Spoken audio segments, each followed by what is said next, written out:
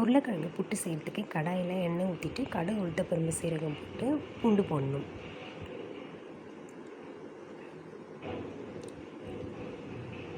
பூண்டு நல்லா வதக்கணும். வதங்கினோடனே நறுக்கின வெங்காயம் போடணும். இப்போ நம்ம பச்சை பட்டாணி போடணும்.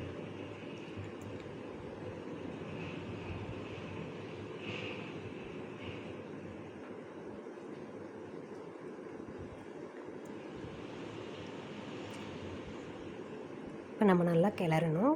கிளறிட்டு மஞ்சத்தூள் உப்பு போடணும்.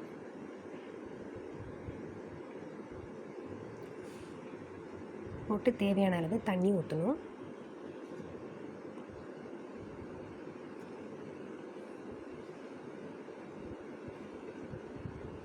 இப்போ நான் வேக வச்ச உருளைக்கிழங்க இந்த மாதிரி கையாலேயே புட்டு போட்டு போட்டுடணும்.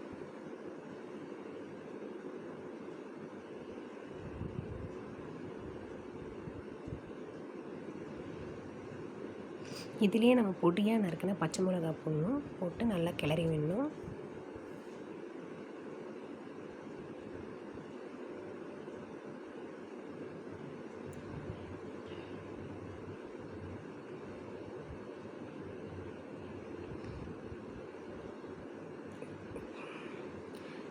தேவையான அளவு தண்ணி ஊற்றணும்.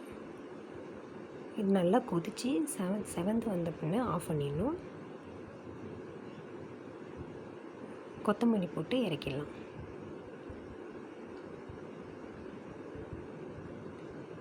இப்போ வெந்தயக்கீரை சப்பாத்திக்கு தேவையான அளவு கோதுமை மாவு உப்பு போடணும். நான் பொடியாக நறுக்கின கீரையை இதில் போட்டுட்டேன். தேவையான அளவு தண்ணி ஊற்றி பிசைஞ்சு வச்சிடணும்.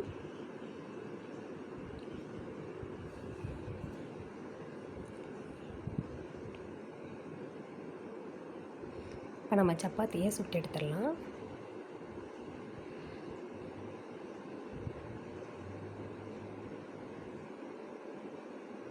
அவ்வளோதான், நம்மளுடைய வெந்தயக்கீரை சப்பாத்தியும் உருளைக்கிழங்கு புட்டு ரெடி.